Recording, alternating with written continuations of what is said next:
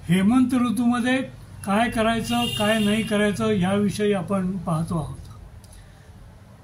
हेमंत ऋतूमध्ये वाढणारी थंडी आणि हवेमध्ये असणारा कोरडेपणा याचा संबंध त्वचेशी असतो आणि आपल्या आरोग्याशीही असतो, आपल्या पचनाशी असतो आणि आपल्या ऊर्जेशी असतो।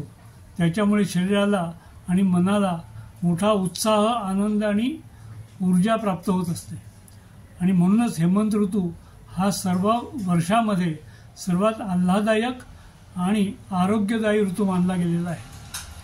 आणि त्यातून आपलं आरोग्य जर टिकवायचं असेल तर आपल्याला काही चुका टाळायला हव्यात। गेल्या भागात आपण हे पाहिलं होतं की अभ्यंग जर आपण केलं नाही आणि जर अति प्रमाणात जर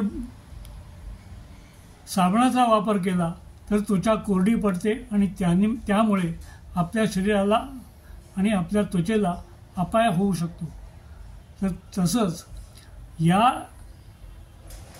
थंड आणि भरपूर भूक लागणाऱ्या अशा या ऋतूमध्ये अजीर्ण होऊ देणं हेही अशीच मोठी चूक असते।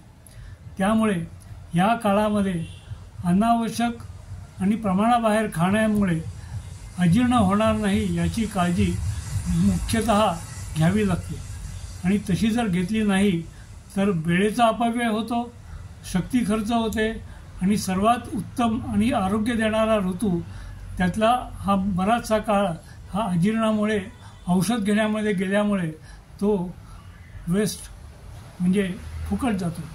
आणि हे जर टाळायचं असेल तर आपल्याला या काळामध्ये होणाऱ्या संभाव्य चुका या आपल्याला टाळायला हव्यात आणि तसं जर टाळलं नाही तर ती चूक आपल्याला एक 15 दिवस ते 1 महिना आणि कदाचित संपूर्ण वर्षभर मागे नेऊ शकते, हे लक्षात ठेवायला हवं।